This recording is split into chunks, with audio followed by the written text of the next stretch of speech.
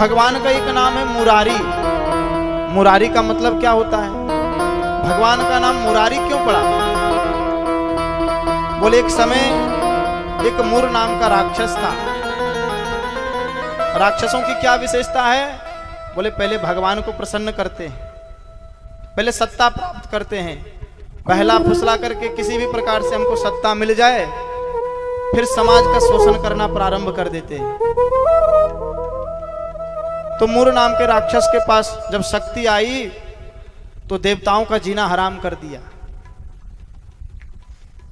भगवान देवताओं का भी पक्ष लेते हैं और दैत्यों का भी पक्ष लेते हैं, परंतु ज्यादातर भगवान देवताओं का ही पक्ष लेते हैं। क्यों? बोले जो देवता है ना, वो जगत का कल्याण करना चाहते हैं। देवताओं से भी गलती हो जाती है, कभी कभी इंद्र का भी मन विचलित हो जाता है, पाप कर लेता है, पर भगवान देवताओं का ही साथ देते हैं। क्यों? बोले अच्छे लोगों के पास जब सत्ता आएगी ना तो समाज का कल्याण होगा, और अगर दुष्टों के पास सत्ता चली गई तो पूरे समाज का नाश हो जाता है। तो जब इस मुर नाम के राक्षस के पास जब सत्ता, जब कृपा आई तो इसने देवताओं का जीना हराम कर दिया। अब सब देवता भगवान नारायण के शरण में गए। नारायण ने कहा कि आप इस मुर नाम के राक्षस से परेशान हैं। अरे मैं आपको वचन देता हूं, जाओ आप जा करके उनसे युद्ध करो, मैं बचा लूंगा। अब देवता लोग उस मुर नाम के राक्षस से युद्ध करने के लिए गए तो मार तो नहीं पाए, खूब पीटा, मार खा करके आए, पर भगवान भी आ गए और भगवान ने उस राक्षस से युद्ध किया। इतना लंबा समय तक युद्ध चला कि भगवान भी लड़ते लड़ते थक गए। भगवान भी जब थक हार गए तो बोले अब लड़ाई झगड़ा छोड़ो, अब चलो आराम करते हैं। भगवान बद्री विशाल पहुंचे और गुफा में आराम करने लगे।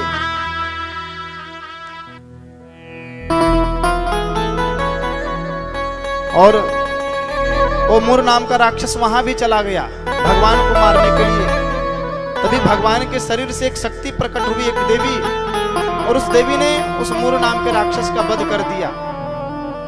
तो भगवान बड़े प्रसन्न हो गए कि अरे जिसका वध मैं नहीं कर पाया तुमने कर दिया, मांगो तुम क्या चाहती हो।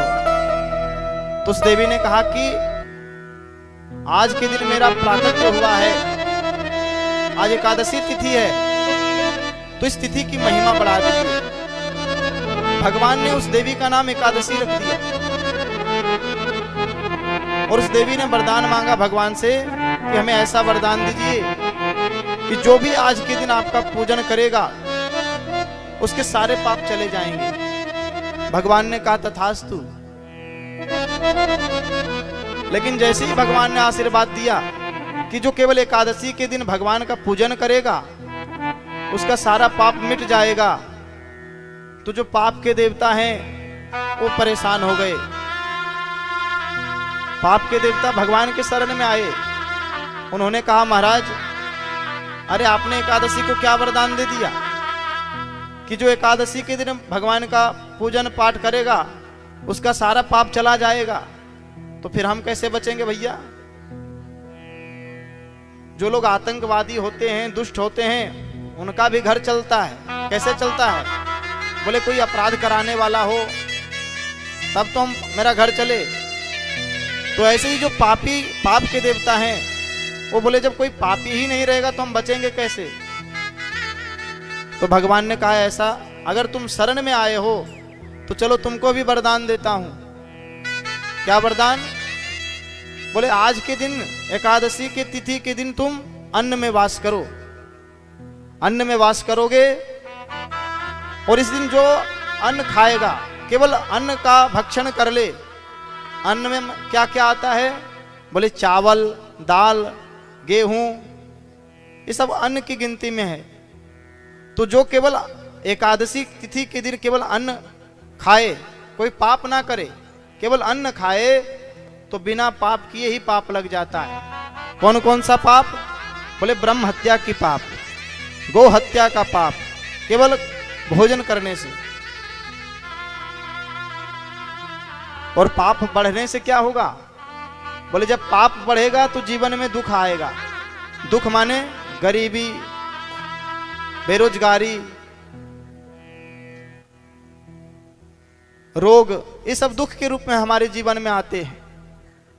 तो एकादशी के दिन अगर हम अन्न खाएंगे तो गरीब हो जाएंगे, दुखी हो जाएंगे, रोगी हो जाएंगे।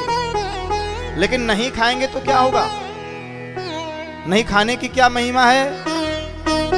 बोले जो व्यक्ति केवल एकादशी के दिन अन्न का त्याग कर देता है, ऐसे नियम तो बहुत है, परंतु अगर केवल हम अन्न का त्याग कर दें तो क्या होगा? बोले एकादशी के दिन के पहले जितना भी पाप हमने किया वो केवल एकादशी के दिन अन्न नहीं खाने से मिट जाते हैं। एक तरफ क्या है? बोले अन्न खाएंगे तो पाप लगेगा, बड़े बड़े पाप लगेंगे, और नहीं खाएंगे तो सारे पाप मिट जाएंगे। तो एकादशी का व्रत सबको करना चाहिए। इसमें कुछ बड़ा कुछ ये नहीं है कि हमको बहुत दान कर देना है, बहुत बड़ा यज्ञ करना है, ऐसा कुछ नहीं है। और एकादशी कैसी करनी चाहिए?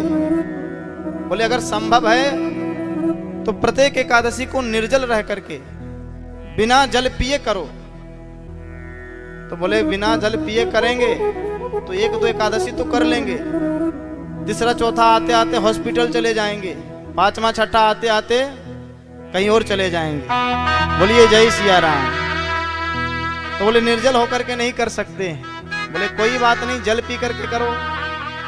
बोले जल से भी काम चलने वाला नहीं है, तो बोले दूध पी करके कर लो। बोले दूध से भी मन नहीं भर रहा है, तो बोले फल खा लो, फलाहार करो। बोले फलाहार से भी पेट नहीं भरता, तो कहा फूलाहार करो, जितना खाना है खाओ, 2 बार खाओ, 3 बार खाओ, 4 बार खाओ, 10 बार खाओ, पर अन्न मत खाना। फल खाओ, दूध पियो, काजू किशमिश जो भी एक खाना है, पर केवल अन्न का त्याग करना है। तो ये बहुत बड़ी ऐसी नहीं है कि हम नहीं कर सकते। और एकादशी व्रत करने से लाभ क्या है? ये केवल कोई धर्म की बात नहीं है, इसमें विज्ञान है। क्या विज्ञान है? और एकादशी का व्रत किसको करना चाहिए? बोले कोई करे या ना करे, विद्यार्थियों को जरूर करना चाहिए। जो पढ़ने वाले स्टूडेंट हैं उनको जरूर करना चाहिए। क्यों? एकादशी का व्रत करेंगे तो बिना पढ़े पास हो जाएंगे क्या? बोले नहीं नहीं। तो फिर लाभ क्या होगा? हम लोग रोज भोजन करते हैं, रोज कुछ ना कुछ पेट में डालते हैं, तो ये पेट भी सोचता है कि भैया अरे संडे में तुम हमको छुट्टी मिल जाता है, एक आध दिन तो हमें भी छुट्टी दो। जब देखो तब कुछ ना कुछ, सुबह उठते हैं चाय पीना शुरू कर दिए, सुबह से लेकर के सोते सोते कुछ ना कुछ खाते रहते हैं। तो पेट बोलता है कि भैया तनिक रहम कर लो, थोड़ा हमें भी छुट्टी दे दो। तो एक दिन अगर उपवास करेंगे तो क्या होगा? बोले वैज्ञानिक रूप से हमारे अंदर प्रतिरोधक क्षमता, इम्यूनिटी पावर जो होता है, रेजिस्टेंस पावर, वो बढ़ता है। वैज्ञानिक पक्ष है। और बोले जब एकादशी का व्रत करेंगे ना तो बार बार मन करेगा कि हम नमक खाएं, चावल खाएं, दाल खाएं, बार बार मन करता है। शुरू में जब शुरू करेंगे 2-4 एकादशी में, लेकिन हमने संकल्प लिया है कि नहीं खाएंगे, तो क्या होता है? बोले मन बार बार कहता है कि खाओ, लेकिन हम मन को मनाते हैं। इससे क्या होता है? मन बस में होता है। और जब हमने मन को बस में कर लिया, जब विद्यार्थी पढ़ने के लिए बैठता है तो मोबाइल लेकर के भी बैठता है, 10 मिनट पढ़ेगा तो 20 मिनट रील्स देखता है। लेकिन वो संकल्प ले ले कि नहीं 3 घंटे तक कुछ नहीं करना है, केवल पढ़ना है। मन मजबूत कैसे होगा? बोले जब एकादशी करेंगे ना तो बार बार मन कहता है कि खाओ खाओ खाओ, पर हम कहते हैं नहीं खाएंगे नहीं खाएंगे नहीं खाएंगे। तो मन भी सोचता है कि ये इसके सामने चलने वाला नहीं है। क्योंकि संसार में मन का ही चलता है। मन के हारे हारे, मन के जीते जीत है। मन के हारे हार है, मन के जीते जीत, मन ही मिलावत राम से, मन ही भरत भजीत। तो अगर हमने मन को बस में कर लिया ना, तो दुनिया में कुछ भी कर सकते हैं। हम जो अपने जीवन में लक्ष्य बनाते हैं और अगर उसके अनुसार कार्य करें तो हम बहुत आगे बढ़ सकते हैं। तो जो भी व्यक्ति जीवन में सफल होना चाहता है, चाहे वो विद्यार्थी हो, चाहे बिजनेसमैन हो, चाहे किसी भी क्षेत्र में हो, उसका कल्याण ही होता है। तो वैज्ञानिक लाभ तो होगा, परंतु आध्यात्मिक लाभ भी होगा, पुण्य भी मिलेगा। और केवल आप 1 साल एकादशी का व्रत करके देख लीजिए, 1 साल केवल, आपके जीवन में इतना बदलाव होगा जितना आपने कल्पना भी नहीं किया होगा। आप जो चाहेंगे भगवान वो नहीं देंगे, उससे बढ़ा करके देंगे।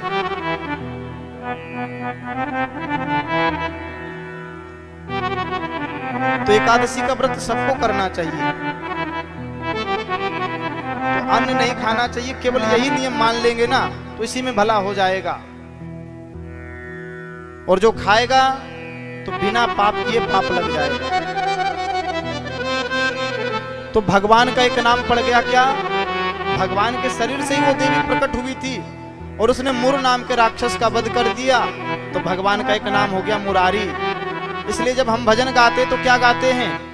श्री कृष्ण गोविंद हरे मुरारी, हे नाथ नारायण वासुदेव। श्री कृष्ण गोविंद हरे मुरारी, हे नाथ नारायण वासुदेव। कृष्ण गोविंद हरे मुरारी, हे नाथ नारायण वासुदेव। श्री कृष्ण गोविंद हरे मुरारी, हे नाथ नारायण वासुदेव। हे नाथ नारायण वासुदेव, हे नाथ नारायण वासुदेव। हे नाथ नारायण वासुदेव, हे नाथ नारायण वासुदेव।